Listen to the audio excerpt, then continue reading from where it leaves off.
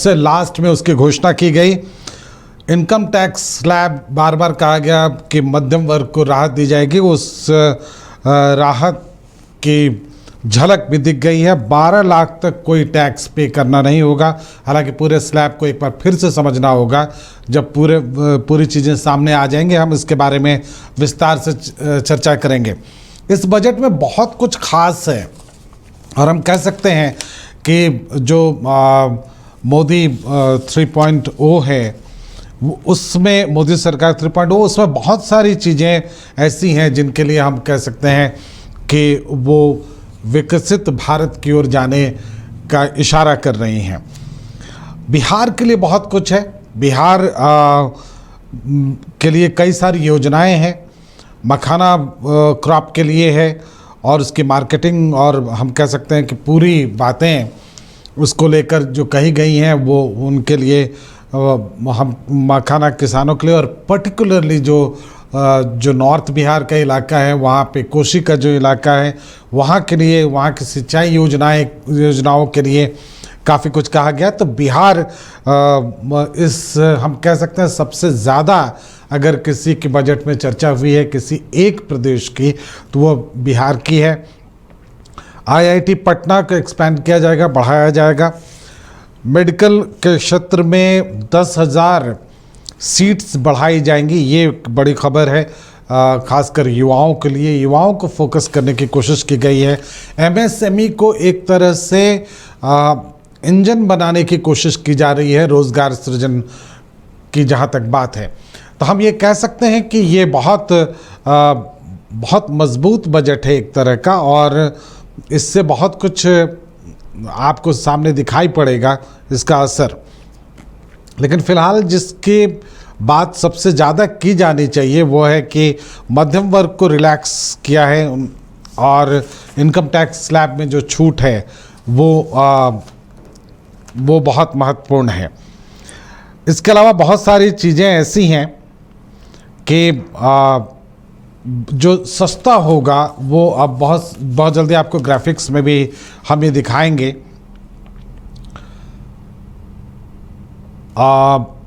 सस्ता होने वाली चीज़ों में मोबाइल है, मोबाइल बैटरी है, जीवन रक्षक दवाएं हैं, कैंसर की दवाएं हैं, इलेक्ट्रिक कार हैं, LCD। चूँकि जो बैटरी की चीज़ें हैं उनको सस्ता किया गया है। लिथियम इंपोर्ट्स को बढ़ावा देने की बात की गई है, तो उसकी वजह से आपको बैटरी से संबंधित जितनी भी चीज़ें हैं वो थोड़ी सस्ती हो जाएंगी। एक जो इनकम टैक्स को लेकर जो परेशानी आती है, जो TDS को लेकर होती है, TCS को लेकर होती है, उसको सरलीकृत करने की कोशिश की जाएगी, ये इस बजट में कहा गया है। लेदर निर्यात में छूट की बात कही गई है। महत्वपूर्ण खनिजों पर बेसिक ड्यूटी कर में छूट देने की बात की गई है।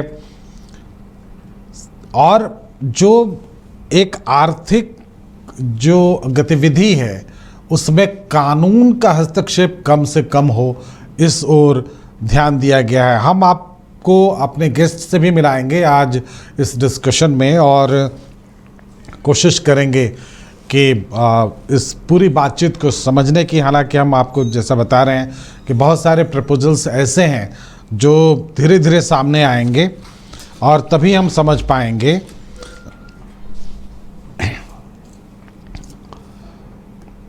कि कहाँ क्या कुछ है। विस्तार से इसकी चर्चा करेंगे। साथ में बहुत सारी छोटी छोटी बातें हैं जिन पर भी आपको ध्यान देना होगा। जैसे भारतीय भाषा पुस्तक स्कीम है, इसमें स्थानीय भाषा में शिक्षा की बात की गई है, लेकिन जो बात इसके पीछे छिपी हुई है वो ये है कि स्थानीय भाषा को प्रोत्साहन मिलेगा। अगर स्थानीय भाषा में किताबें छपेंगी शिक्षा को लेकर तो निश्चित रूप से स्थानीय भाषा को प्रोत्साहन मिलेगा। तो ये इम्पॉर्टेंट है। एयरपोर्ट को लेकर बहुत सारी बातें की गई हैं, और बिहार के लिए अच्छी खबर ये है कि पटना एयरपोर्ट और बिहटा एयरपोर्ट के विस्तारीकरण की बात है और उनको आधुनिक करने की बात है। आर्टिफिशियल सेंटर ऑफ एक्सीलेंस के लिए 500 करोड़ रुपए रखे गए हैं, ये इम्पॉर्टेंट है। इंश्योरेंस सेक्टर के लिए बड़ी खुशी की बात है कि अब वहाँ पर FDI फॉरेन डायरेक्ट इन्वेस्टमेंट 100% तक कर दिया गया है। ओवरऑल बजट बहुत उम्मीदें जगाने वाला दिखता है। फिस्कल डेफिसिट भी 4.48 है टोटल GDP का, जो कि हम कह सकते हैं वेल अंडर कंट्रोल है। और बैटरी के सस्ता होने से जो EVs हैं, जो इलेक्ट्रिक व्हीकल्स हैं, उसमें भी हम उम्मीद करते हैं कि कुछ फ़ायदा होगा। समुद्रिक जो उत्पाद हैं, जो मछली है और दूसरी चीज़ें हैं, उनको बढ़ावा देने के लिए इस बजट में प्रस्ताव रखे गए हैं। सबसे इम्पॉर्टेंट है कि पर्सनल इनकम टैक्स रिफॉर्म्स की जो बात की गई है वो अगले एक सप्ताह में लाने की बात है। लेकिन मध्यम वर्ग को इससे पहले ही एक बड़ी खबर मिल गई है कि 12 लाख तक छूट है एक तरह से। और इस पूरे स्लैब को हम एक बार समझ लें, फिर इस पर हम विस्तार से आपकी चर्चा करेंगे। हम पटना स्टूडियो जाएंगे, पटना में हमारे गेस्ट मौजूद होंगे। हम रांची स्टूडियो में भी चर्चा करेंगे। क्या कहते हैं ये हम आपको विस्तार से बताएंगे।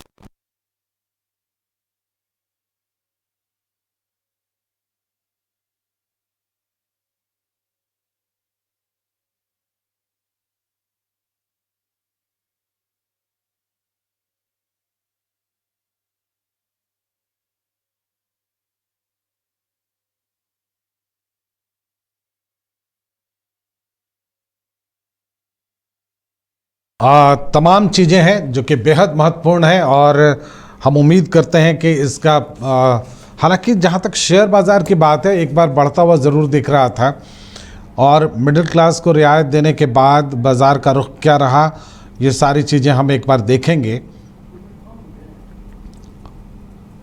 बाज़ार का रुख इस वक्त क्या है, जिस तरह तेज़ी से बढ़ा था वो नीचे की तरफ है।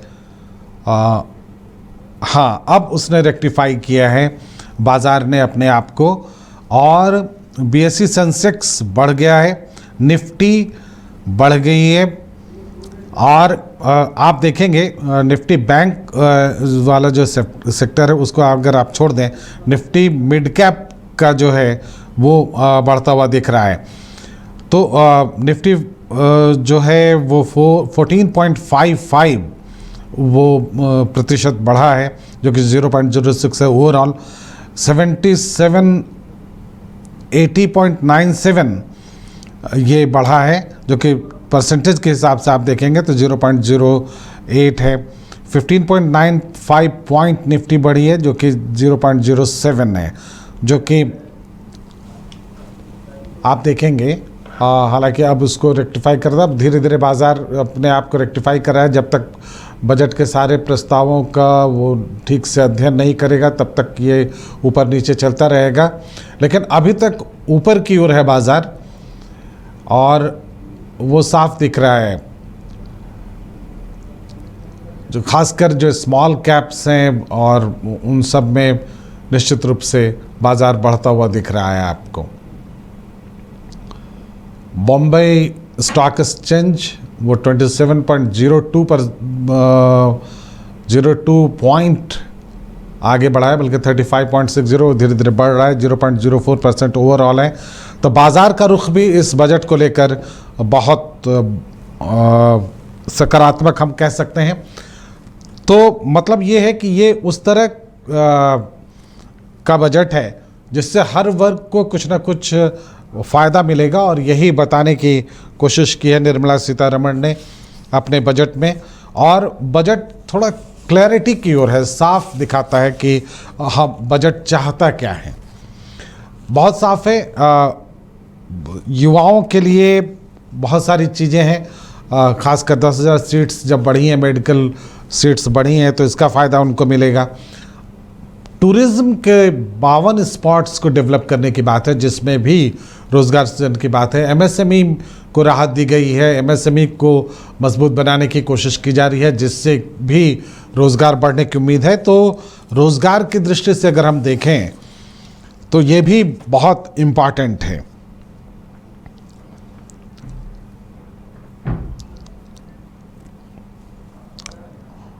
और जैसा कि हम बता रहे थे आपको कि मार्केट अपने आप को रेक्टिफाई कर रहा है, अभी भी लगातार ऊपर नीचे मार्केट में चल रहा है, कभी ऊपर कभी नीचे,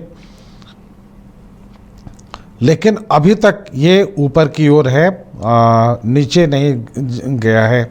हाँ, निफ्टी बैंक का जो है, निफ्टी आईटी का जो है वो थोड़ा नीचे गया है, चूँकि आप देखेंगे हालांकि आईटी सेक्टर के लिए आर्टिफिशियल सेंटर ऑफ एक्सीलेंस की बात कही गई है, लेकिन उसका अमाउंट शायद बहुत ज़्यादा नहीं है, इसको लेकर एक बात हो सकती है।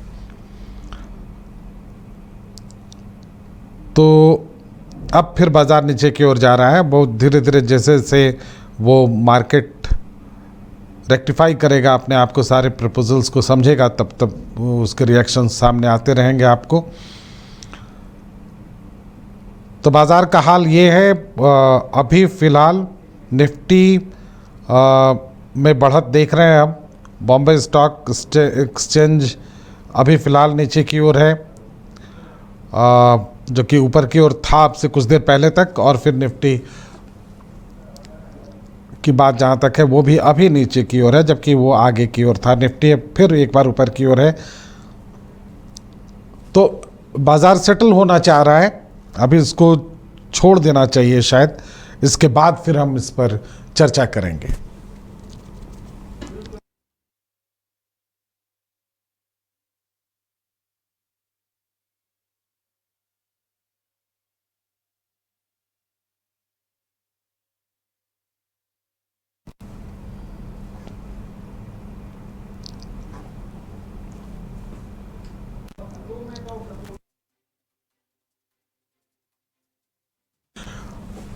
जहाँ तक बिहार की बात है, बिहार के लिए बहुत बहुत कुछ है इस बजट में, और मुझे लगता है सिर्फ बिहार की ही चर्चा बहुत बहुत सबसे ज़्यादा बार हुई है, और इसलिए जब भी बिहार की चर्चा बाद में निर्मला सीतारमण ने की, तो संसद में एक तरफ से शोर ज़रूर उठा।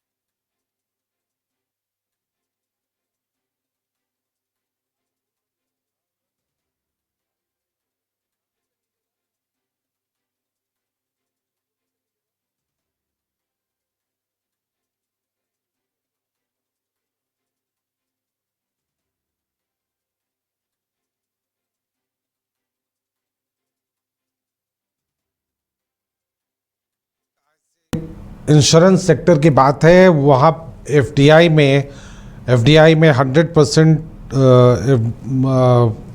अलाउ कर दिया गया है। ये इम्पॉर्टेंट है। 36 जीवन रक्षक दवाएं ऐसी हैं जिनको राहत दी गई है, वो सस्ती होंगी, और जिसमें कई तो एकदम ऐसी हैं जो ड्यूटी फ्री हैं, और बाकी में बहुत रियायत दी गई है। तो दवाइयाँ सस्ती होंगी, ये साफ है। एक जो इनकम टैक्स को लेकर जो और सारी बातें हैं,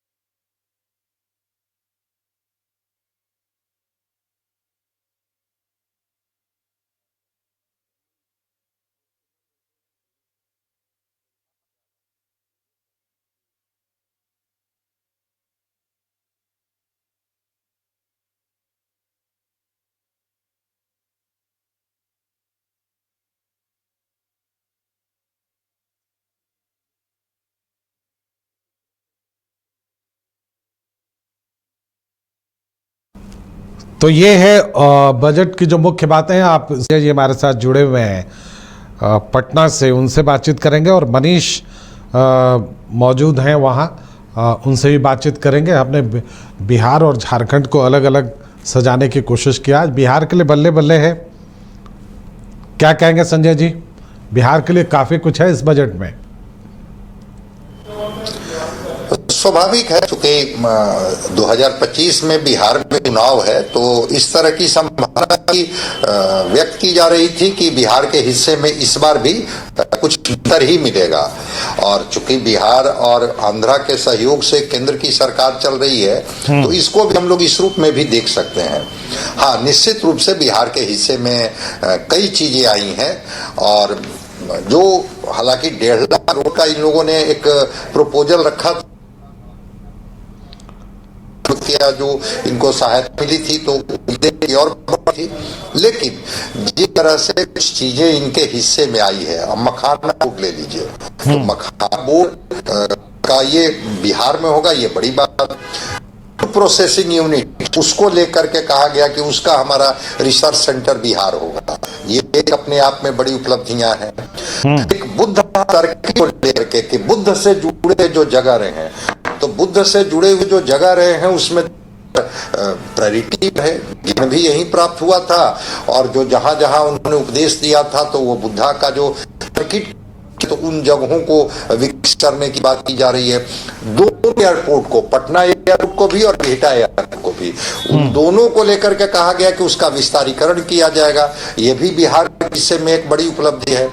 IIT बिहटा को लेकर के कि हम उसका विस्तार करेंगे, और AI सेंटर को लेकर के जो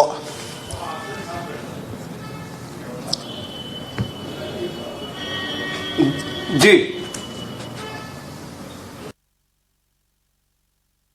ये आप बिल्कुल सही कह रहे थे कि चूंकि केंद्र में सरकार भी चल रही है बिहार की मदद से, मतलब JDU मेजर पार्टनर है, तो वो भी शायद एक बड़ी बात है कि बिहार को सबसे ज़्यादा, और सबसे इम्पॉर्टेंट ये है कि जब भी बिहार के नाम की चर्चा हुई, पूरे सदन में एक तरफ से शोर मचा और एक तरह से सरकार को जताने का प्रयास किया गया कि बिहार को कुछ ज़्यादा मिल रहा है।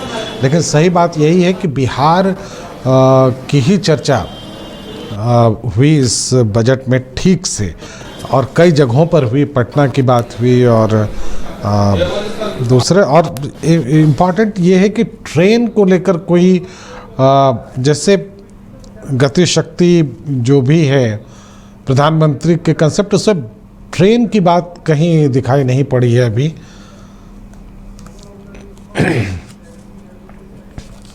तो उनको भी हम जोड़ेंगे, हम संजय जी से बात करने की कोशिश करेंगे, अगर उन तक आवाज़ हमारी पहुंच रही है या उनकी आवाज़ हम ले सकते हैं तो।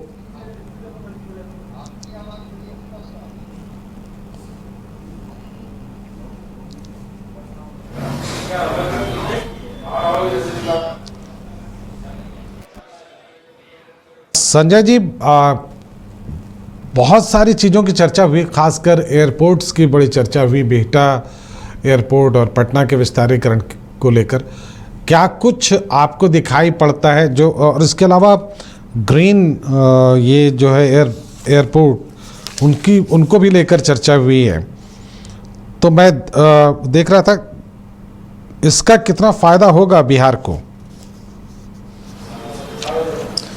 नहीं, बिहार को तो बहुत बड़ा फायदा होगा, क्योंकि एयर कनेक्टिविटी से अगर बिहार की एक बड़ी आबादी जुड़ती है, जो मैं समझता हूं कि क्योंकि एक बड़े वर्ग बिहार के जो हैं वो विदेशों में रहते हैं। अब दिल्ली जाना, या अगर वो इसको जिस तरह से ढांचागत परिवर्तन की बात किया जाए, इंटरनेशनल एयरपोर्ट टाइप का कोई अगर शक्ल दिया जाए कि अंतर्राष्ट्रीय हवाई जहाज भी यहाँ लैंड कर सके, यहाँ से ये कर सकें, टेक ओवर कर सकें, तो मैं मानता हूँ कि एक बड़ी उपलब्धि होगी। क्योंकि मिडिल ईस्ट में बहुत सारे बिहार के लोग रहते हैं, बहुत सारे लोग लोग अभी यूरोप में रहते हैं, तो बिहार से अगर डायरेक्ट कनेक्टिविटी की बात होगी एयरपोर्ट से, तो मैं मानता हूं कि एक बड़ी उपलब्धि। और बिहटा और पटना दोनों को लेकर के इस बार के बजट में प्रोविजन रखा गया है कि नहीं, हम उसको और बेहतर सजाएंगे, उसका एरिया को बढ़ाएंगे और डिकोरेट करेंगे। तो 14 करोड़ की आबादी का बिहार है। एयर कनेक्टिविटी से अगर बिहार जुड़ता है तो न केवल उद्यम के क्षेत्र में, स्किल के क्षेत्र में, बल्कि एक एजुकेशन के क्षेत्र में भी एक नया रिवॉल्यूशन आएगा। क्योंकि जो लोग एक दूरी की वजह से और समय की वजह से तय नहीं कर पाते थे कि मैं बिहार से बाहर जाऊंगा तो फिर लौटने में मुझे क्या कठिनाइयां होगी, या जो बाहर के उद्यमी हैं जो बिहार में चाहते हैं कि हम अपना उद्योग डालें, अपना प्लांट डालें, वो इस वजह से थे कि एयर कनेक्टिविटी बहुत कंफर्टेबल उनका नहीं था। इस बार जो लग रहा है कि अगर पटना को और बिहटा को अगर इंटरनेशनल फ्लाइट अगर यहाँ आने लगे, इसको थोड़ा विस्तारीकरण किया जाए, फ्लाइटों की संख्या बढ़ा दी जाए। कई जो शहर हैं वो डायरेक्ट अगर उनके साथ चेन्नई हो, हैदराबाद हो, बेंगलोर हो, ठीक है उड़ाने हैं, लेकिन उनकी संख्या कम है। अगर उनकी उड़ानों की संख्या बढ़ा दी जाएगी तो मैं मानता हूं कि ये बिहार की बेहतरी में एक और बड़ी ताकत होगी, बड़ा कदम होगा। एक और सेक्टर है, शायद आप उससे डायरेक्ट जुड़े हुए हैं, आप स्कूल सेक्टर में ये कहा गया कि ब्रॉडबैंड सेकेंडरी स्कूल्स तक पहुंचाए जाएंगे। ये कितना आपको लगता है कि स्कूल्स को या शिक्षा के क्षेत्र को फायदा दिया जाएगा? ब्रॉडबैंड के साथ साथ लैब की बात भी की गई, नवाचार को लेकर के, कि अगर हमारे बच्चे, हमारी पीढ़ी अगर इनोवेटिव नहीं होगी, अगर उनको हम विज्ञान और तकनीक के इस दुनिया में, जब पूरा दुनिया एआई की बात कर रहा है, अभी देख रहे हैं कि वो डिपसिक से वो एक 40 वर्ष का लड़का चाइना का कैसे पूरे विश्व में धमाल मचाए हुए है, जो एक शिक्षक का बेटा है। तो ये इस पर नजर गई है केंद्र की कि अगर हम अपने स्कूलों को लैब से इस तरह से ये कर दें और वहाँ पर हम ब्रेन बोर्ड की सुविधा दे दें। आज बच्चे जो हैं वो वर्ल्ड के साथ कनेक्ट होना चाहते हैं, जैसे ही उसके साथ वो जुड़ेंगे उनके हाथ में वो दुनिया की सारे इंफॉर्मेशन होंगे, सारे तकनीक का ज्ञान होगा। अमेरिका और यूरोप के लैब में क्या चल रहा है, अगर वो बच्चे उसके साथ जुड़ करके उसके साथ कनेक्ट होते हैं। और फर्टिलिटी के मामला में तो जो बिहार का ब्रेन है, इसमें तो सच्चाई है कि पूरे विश्व में इस ब्रेन का कोई सानी नहीं है, लेकिन साधन के अभाव में प्रतिभा दम तोड़ देती है, सुविधाएं उनको नहीं मिल पाती है। जब आप उसी ट्रेडिशनल एजुकेशन के माध्यम से चीजों को आगे बढ़ाते रहेंगे तो फिर आप एक नया जो विकसित भारत है, जो साइंस, टेक्नोलॉजी और आर्टिफिशियल इंटेलिजेंस से लैस जो भारत है, उसकी कल्पना में थोड़ी देर हो जाएगी। तो ये जो कहा गया कि प्राइमरी से लेकर के सेकेंडरी, सीनियर सेकेंडरी, कॉलेजेज, सब जगह हम लैब को हम और भी बेहतर बनाएंगे, चाहे वो लैब फिजिक्स का हो, केमिस्ट्री का हो, बायो का हो, स्पेस लैब हो, इसकी भी बात की गई। और बिल्कुल सारी कनेक्टिविटी तो उसी से है कि अगर वाईफाई से चीजों को कनेक्ट कर दिया जाएगा तो स्वाभाविक है कि वर्ल्ड कहाँ किस बिंदु पर काम कर रहा है, नवाचार को लेकर के एक बड़ी क्रांति हो जाएगी। और इन बच्चों को, खास करके इस पीढ़ी को, मनीष से भी बातचीत करेंगे। मनीष अभी पटना में, लेकिन सबसे पहले हम अपने दर्शकों से माफ़ी मांग लें कि ये बजट आम कितनी ख़ास कितना हो गया है। दरअसल ये टाइपिंग मिस्टेक है, ये आस कितनी ख़ास कितना था, एक तरफ वो सही लिखा हुआ है, लेकिन जो मेन है बीच में टेक्स्ट हम कहेंगे पीसीआर को कि वो उससे पहुंचाएं, उसको ठीक करवाएं। ये आस कितनी ख़ास कितना है। खैर मनीष, आप वहाँ पर मौजूद हैं, क्या कहेंगे आप बिहार में? चूँकि आप बिहार के लोगों से लगातार मिल रहे हैं, लोगों से बातचीत कर रहे हैं, कल बजट को लेकर भी बातचीत हुई थी। अब क्या आपको लगता है कि इस बजट से बिहार के चुनाव पर कुछ असर पड़ेगा? देखिए, बिल्कुल यहाँ पर बात की जाए बजट की, तो जिस तरह से आज बजट पेश किया गया तो ये कहा जा रहा है कि कहीं ना कहीं ये बिहार के लिए ही बजट था, और जिस तरह से बिहार के लोगों के लिए जो कुछ सौगातें दी गई हैं उसको भी देखने वाली बात होगी। मखाना बोर्ड जो है बनाया जाएगा। अब इससे देखिए फायदा भी होगा, मखाना बोर्ड बन जाता है तो उत्पादन, प्रोसेसिंग, वैल्यू एडिशन और मार्केटिंग का अवसर मिलेगा। इससे किसानों को सीधा फायदा होगा, क्योंकि बजट जब शुरू करने से पहले ही निर्मला सीतारमण ने कहा था कि आज का जो बजट है वो किसानों, युवाओं, इन लोगों के लिए जो है बजट है। तो और उन्होंने बजट के दौरान ये दिखा भी। बात की जाए, फिर उन्होंने कहा पटना एयरपोर्ट की बात की जा रही है। पटना एयरपोर्ट की क्षमता बढ़ा दी जाएगी। अगर पटना एयरपोर्ट की क्षमता बढ़ जाती है तो इससे फायदा ये होगा कि कनेक्टिविटी जितनी बढ़ेगी बिहार के अंदर उतना ही उद्योग जो है, उद्योग जगत मजबूत होगा। चूंकि उद्योग बिहार के अंदर कम है, ऐसे में कई बार जो यहाँ के स्टूडेंट्स हैं उनसे भी जब बात होती है तो उनका यही कहना होता है कि हम लोगों को बाहर जाना पड़ता है नौकरी के लिए, हम लोग को बाहर जाना पड़ता है कामकाज के लिए, और यहाँ से पलायन हो रहा है। अगर पलायन को रोकना है, रिवर्स पलायन करना है, तो उद्योग लगाना बहुत जरूरी है बिहार के अंदर। और बिहार के अंदर अगर उद्योग लगेगा तो रिवर्स पलायन जरूर होगा। ऐसे में इस ओर ध्यान दिया गया है। और कनेक्टिविटी इसमें सबसे बड़ी चीज होती है, कनेक्टिविटी आपकी कैसी है। अगर विकास अगर आपके राज्य में हो रहा है और राज्य का विकास, आपकी सड़क और आपकी कनेक्टिविटी देखी जाती है, रेल लाइन कैसी है, आपकी हवाई यात्रा कैसी है, ये कनेक्टिविटी देखी जाती है। इस कनेक्टिविटी को देखते हुए ये कहा गया है कि भाई पटना एयरपोर्ट की जो क्षमता है उसे बढ़ाया जाएगा। और एक चीज और है, अब देखिए यहाँ पर राष्ट्रीय खाद्य प्रौद्योगिकी उद्यमिता एवं प्रबंधन संस्थान स्थापित किया जाएगा। इसका क्या फायदा होगा ये भी बता दें। यह संस्थान समूचे पूर्वी क्षेत्र में खाद्य प्रसंस्करण गतिविधियों को मजबूती प्रदान करेगा। इसमें इस संस्थान के द्वारा किसानों के उत्पाद में गुणवत्ता बढ़ाकर उनकी आय में बढ़ोतरी करेगा। इस संस्थान के द्वारा युवाओं के लिए मैं इस पर आना चाह रहा हूँ, इस पर थोड़ा विस्तार से चर्चा करनी चाहिए। हमारे साथ संजय जी भी हैं। संजय जी और मनीष, हम दोनों आप दोनों की राय लेना चाहेंगे। ये जो नेशनल इंस्टीट्यूट ऑफ फूड है, क्या आपको नहीं लगता कि जो फूड सेक्टर है हमारा वो अभी तक बहुत ऑर्गेनाइज्ड नहीं है? कुछ भी इसको लेकर बहुत साफ दिखता नहीं है, कोई फोकस्ड चीज़ें नहीं दिखती हैं। पहली बार ये इसको लाया जा रहा है नेट में, सरकारी नेट में फूड सेक्टर को लाया जा रहा है। और अगर फूड सेक्टर पर सरकार का ध्यान गया है तो निश्चित रूप से इससे बहुत सारी चीज़ें निकल कर आएंगी, क्योंकि फूड सेक्टर में इनोवेशन के बहुत सारे स्कोप हैं और हो भी रहे हैं। लेकिन अभी कई सारी चीज़ें ऐसी हैं जो अनऑर्गेनाइज्ड होने की वजह से सफल नहीं हो पा रही हैं, वो आगे चलकर सफल होंगी। संजय जी जवाब दीजिए। जी देखिए, एक चीज को समझना होगा पहले कि अगर फूड और ऑयल दो को अगर निकाल दिया जाए तो इन्फ्लेशन ऐसे ही घट जाता है। बिहार जो एग्रो बेस्ड क्षेत्र है तो यहाँ पर प्रोडक्शन तो फूड का होता है, प्रोसेसिंग यूनिट नहीं है। अब सोच लीजिए कि बिहार आलू का उत्पादन करता है, लेकिन उसी का चिप्स पैकेट में भर करके अगर तमिलनाडु का कोई कंपनी बेच रहा है तो किसानों के हिस्से में क्या आता है? बस उस आलू की कीमत, वो चिप्स की कीमत तो कोई और ले जाता है जो उसका प्रोसेसिंग करके बना देता है। लीची अगर उसी का पल्प निकाल करके उसी की प्रोसेसिंग करके और उसको अगर जूस के रूप में पूरे विश्व में सप्लाई किया जाए तो वो किसानों के हिस्से में आ जाएगा। केला बिहार का जो जिसका कोई सानी नहीं है, उस केले के बारे में अगर देखा जाए तो उसके भी चिप्स से लेकर के कई इंग्रेडिएंट्स उसमें होते हैं, जिससे अगर अलग अलग प्रोडक्ट बना करके पैकेजिंग करके भेज दिया जाए तो उसके भी मार्केट एक अपना हो सकता है।